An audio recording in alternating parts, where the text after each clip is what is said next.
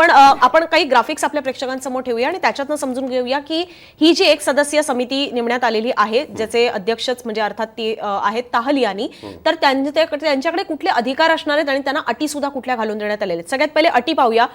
या शासन निर्णयामध्ये असं म्हणण्यात आलेलं आहे की मस्साजोग तालुका केस जिल्हा बीड येथील सरपंच श्री संतोष देशमुख यांच्या हत्या प्रकरणी घडलेल्या घटनांचा क्रम, क्रोनोलॉजी फेमस शब्द, पण घडलेल्या घटनांचा क्रम, त्याची कारणं व परिणाम या सगळ्याचा अभ्यास करणं अपेक्षित आहे ताहलियानी यांनी.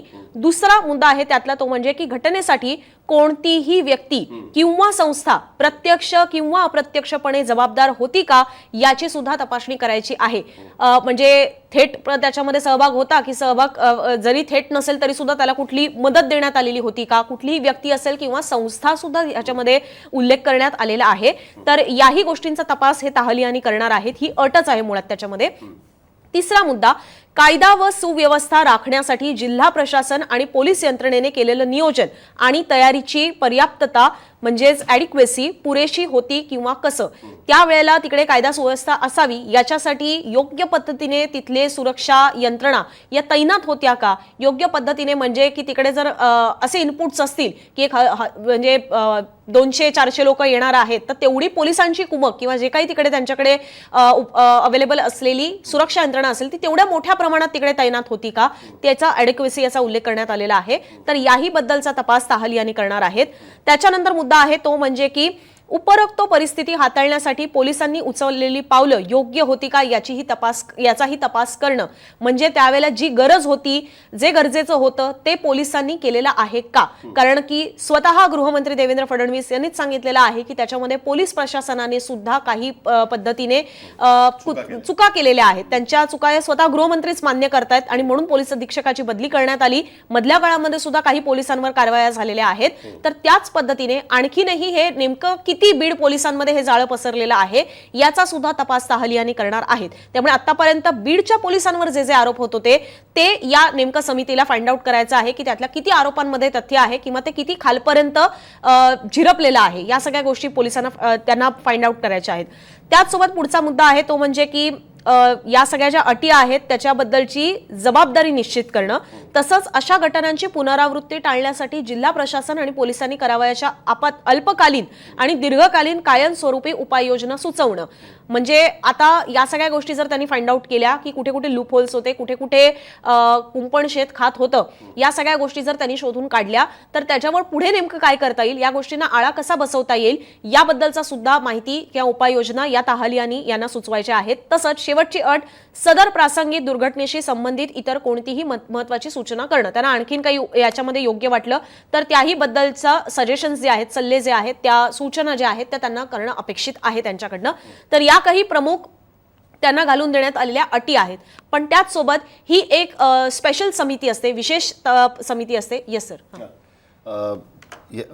आपण जे अटी म्हणतोय ना त्या बेसिकली त्याला इंग्लिशमध्ये टर्म्स ऑफ रेफरन्स म्हणतात.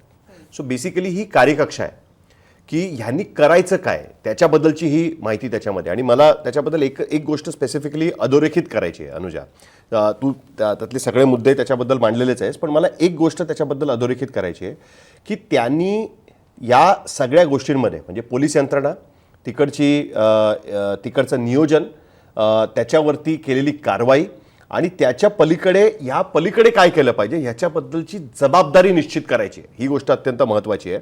आणि त्याचबरोबर दुसरी एक महत्त्वाची गोष्ट की दीर्घकालीन स्वरूपाच्या उपाययोजना करायच्या.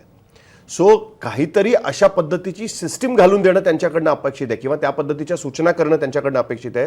ते इम्प्लिमेंट शेवटी सरकारलाच करायचं आहे, पण अशा काही सूचना करणं अपेक्षित आहे की ते फक्त बीडमध्ये नाही तर अशा पद्धतीची घटना कुठेही घडली तर त्याची SOP असली काय पाहिजे, स्टँडर्ड ऑपरेटिंग प्रोसिजर काय असली पाहिजे, कशा पद्धतीने त्याच्याबद्दल काम केलं पाहिजे की जेणेकरून अशा पद्धतीच्या घटना टाळता येऊ शकतील, त्याची दीर्घकालीन गोष्ट सांगणं हे माझ्या मते दुसरी एक महत्त्वाची गोष्ट त्याच्यामध्ये मला दिसून येते. अनुजा, तर या काही गोष्टी आहेत ज्या ताहलियानी यांनी करणं अपेक्षित आहे. त्यांच्याकडनं सरकारला अपेक्षित आहे की या सगळ्या गोष्टींबद्दल एक रिपोर्ट अहवाल हा ताहलियानी यांनी द्यावा. आणि जसं गृहमंत्र्यांनी सांगितलेलं आहे की जसं या प्रकरणाचा तपास हा 3 ते 6 महिन्यांमध्ये पूर्ण होणं अपेक्षित आहे, तसंच आपण अपेक्षा बाळगू शकतो की याही चौकशी समितीला किंवा तपास जे करणार आहेत त्यांना सुद्धा साधारण 3 ते 6 महिने हाच कालावधी लागू असेल आणि आपल्याला या सगळ्या गोष्टी किमान पुढच्या 6 महिन्यांमध्ये महिन्यांमध्ये स्पष्ट होऊ शकतील, येणाऱ्या पावसाळी अधिवेशनापर्यंत तरी स्पष्ट होऊ शकतील अशी आपण अपेक्षा ठेवू शकतो. आता मुद्दा येतो यामध्ये गृह विभागाने ताहलियानी यांना नेमके काय काय अधिकार दिलेले आहेत. सगळ्यात पहिला मुद्दा त्याच्यात येतो तो म्हणजे की अधिकारांसंदर्भातला अतिरिक्त अधिकार असा त्याच्यात उल्लेख आहे शासन निर्णयामध्ये. सदर प्रासंगिक दुर्घटनेशी संबंधित माहिती मिळवण्यासाठी चौकशी समिती कोणत्याही व्यक्तीला चौकशीसाठी बोलवण्याचा त्यांना अधिकार असणार आहे. सो ते ज्यांना ठरवतील त्यांना समन्स पाठवतील म्हणजे त्यांना चौकशीला उपस्थित हे राहावं लागणार आहे. जसं इतर तपास यंत्रणा या चौकशीला या अशा पद्धतीने संबंधित लोकांना, संशयितांना, आरोपींना किंवा अगदी साक्षीदार असतील त्यांना सुद्धा जेव्हा सांगतात की तुमची चौकशी करायची आहे किंवा जबाब नोंदवायचा आहे, त्याच पद्धतीने ताहलियानी यांना सुद्धा ते अधिकार असणार आहेत की ते कोणत्याही व्यक्तीला चौकशीसाठी बोलावू शकतात.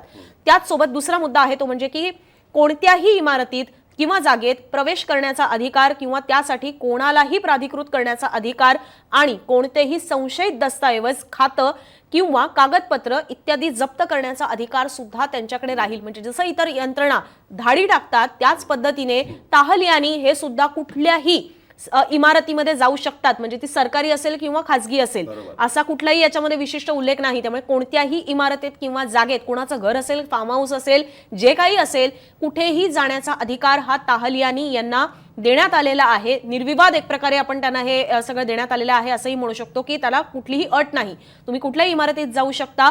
इतकंच नाही तर त्यांना ज्या ज्या गोष्टी त्याच्यामध्ये संशयित वाटतील त्या सगळ्या गोष्टी जप्त करण्याचा अधिकार सुद्धा त्यांना देण्यात आलेला आहे. तिसरा अधिकार त्यांच्याकडे आहे तो म्हणजे की समिती समोरील कार्यवाही ही न्यायालयीन स्वरूपाची कार्यवाही राहील. हा मुद्दा आपण विशेष त्याच्याबद्दल चर्चा करू. चौथा मुद्दा त्याच्यामध्ये आहे तो म्हणजे की चौकशी समितीचं मुख्यालय हे बीडमध्येच असेल. याचा अर्थ बीडमध्ये राहूनच हे माजी न्यायमूर्ती जे आहेत ते याबद्दलचा तपास करणार आहेत. चौकशी समिती स्वतःच्या कार्यपद्धतीचे नियमन करेल. चौकशी समिती या दुर्घटनेची चौकशी करून आपला चौकशी अहवाल आपल्या स्वयंस्पष्ट अभिप्रायांसह सदरहू शासन निर्णय निर्गमित झाल्याच्या तारखेपासून 3 ते 6 महिन्यांच्या आत शासनास सादर करेल. म्हणजे माझी मेमरी चांगली आहे की फडणवीसांनी तेच सांगितलेलं होतं आणि त्याचाच उल्लेख इथे सुद्धा करण्यात आलेला आहे की पुढच्या, आता खरं तर हा शासन निर्णय निघालेला आहे 15 जानेवारी, त्यामुळे आपण म्हणू शकतो की 15 जून पर्यंत त्यांना ही मुदत देण्यात आलेली आहे की त्याच्या आत त्यांनी हा अहवाल सबमिट करणं, सुपूर्द करणं सरकारकडे हे अपेक्षित असणार आहे. पाचवा मुद्दा त्याच्यामध्ये आहे तो म्हणजे की चौकशी समितीच्या कामकाजाकरिता कार्यालय तसंच आवश्यक मनुष्यबळ, कार्यालयीन सामुग्री, संगणकीय सोयी सुविधा उपलब्ध करून देण्याबाबत तसंच चौकशी समितीच्या अध्यक्षांचं मानधन व भत्ते यांचं निर्धारण करणं, त्यांना वाहन, अनुषंगिक सुविधा उपलब्ध करून देणं या सगळ्या गोष्टी सुद्धा त्यांना दिल्या जाणार आहेत. त्याबद्दलचं सगळी सोय त्यांच्याकडे त्यांच्यासाठी ही करण्यात आलेली आहे. एक प्रकारे पूर्णतः मोकळीक या समितीला किंवा ताहलियानी यांना असणार आहे. त्यामुळे काय काय अपेक्षित असेल मग या अहवालातनं असं आहे की आणि त्याच्यामध्ये स्पेसिफिक शासनाने म्हटलेलं आहे की स्पेसिफिक पाहिजेत आम्हाला ज्या काही तुमच्या रेकमेंडेशन्स असतील त्या. ह्या समितीच्या अहवालानंतर त्याबद्दलचा ॲक्शन टेकन रिपोर्ट हा विधानसभेसमोर ठेवायला लागेल सरकारला. ही गोष्ट सगळ्यात महत्त्वाची आहे की त्यांनी हा अहवाल दिला आणि त्या अहवालामधल्या या रेकमेंडेशन्सच्या आधारावरती आम्ही अशा अशा पद्धतीची कारवाई केलेली आहे हे सरकारला ठेवावं लागणार आहे. त्याच्यामुळे मला असं वाटतं की ते जास्त सिरियस झालेलं आहे हे सगळं प्रकरण. एक इंटरेस्टिंग गोष्ट मला त्यांच्या अधिकारांमध्ये ही जाणवली ती ही की ते कोणालाही चौकशीसाठी बोलवू शकतात. सो त्यांना कोणाला चौकशीसाठी बोलवायचं असेल तर त्याच्यासाठी परवानगीची गरज नाही. मग तो पोलीस अधिकारी असेल, राजकीय नेता असेल, उद्या सुरेश धस यांना सुद्धा ते बोलवू शकतात की तुम्ही तुमच्याकडचे जे पुरावे होते ते तुम्ही आमच्यासमोर ठेवा, तुम्ही हे आरोप केलेले आहेत याच्याबद्दल तुमच्याकडे काय काय माहिती आहे याच्यासाठी सुद्धा त्यांना बोलवू शकतात. आणि ही आता त्यांची सुरेश धसांची सुद्धा रिस्पॉन्सिबिलिटी राहील की या समितीसमोर जाऊन, कारण त्यांनी इकोसिस्टीमबद्दल ते खूप बोललेले आहेत, तर त्या इकोसिस्टीमसमोर जाऊन त्याच्याबद्दल त्यांनी माहिती द्यावी ही त्यांच्यावर जबाबदारी राहील. त्याचबरोबर त्या दिवशी मोर्चामध्ये जे बाकी इतर आमदार सुद्धा उपस्थित होते की ज्यांनी या संदर्भामध्ये वेगवेगळे आरोप लावलेले आहेत, स्वतः मंत्री धनंजय मुंडे सुद्धा या समितीसमोर जाऊन त्यांचं म्हणणं मांडू शकतात. त्यांना सुद्धा त्या गोष्टीसाठी बोलवलं जाऊ शकतं. ही गोष्ट अत्यंत महत्त्वाची आहे. आणि 3 ते 6 महिन्याचा कालावधी दिला आहे, पण मी आत्तापर्यंत अनेक समित्या अशा बघितल्या आहेत की त्या शेवटच्या 4-5 महिने झाल्यानंतर मग एक्सटेन्शन मागतात, मग सरकार त्यांना एक्सटेन्शन देतं. पण तरी माझ्या मते 6 महिन्याचा कालावधी हा पुरेसा असेल, कारण आज शासन निर्णय निघालेला आहे. त्याच्यामध्ये एक ओळ अशी पण आहे की त्या संदर्भात ज्या इतर गोष्टी हव्यात, लोक आणि बाकी सगळ्या गोष्टी, बांधन भत्ते आणि गाडी बिडी सगळ्या त्याची अरेंजमेंट करण्यामध्ये आपण पकडूया महिनाभर त्याच्यामध्ये जाईल. त्यांना तिकडे पुरेशी जागा उपलब्ध करून देणं, कागदपत्रांसाठी सोय उपलब्ध करून देणं, ह्याच्यामध्ये पकडूया आपण 1 महिना जाईल. ॲक्च्युअल काम मला असं वाटतं फेब्रुवारी एंडपर्यंत सुरू होईल असं आपण पकडूया त्याच्यामुळे त्यांच्याकडे ॲक्च्युअल वेळ राहणार आहे 5 महिन्याचा. जर 5 महिन्याचा वेळ त्यांना मिळणार असेल तर कदाचित त्याच्यामध्ये ते मागू शकतात की आम्हाला 1-1.5 महिना जास्त द्या म्हणून. पण ते बघायला पाहिजे आपल्याला की तो वेळ मागितला जातो का. नॉर्मली ताहिलियानी हे अत्यंत काय म्हणतात पटापट त्या गोष्टी उरकणारे आहेत. त्यांनी कुठल्याही याच्यामध्ये फारसा वेळ अननेसेसरी वेळ पण घालवलेला नाही आहे.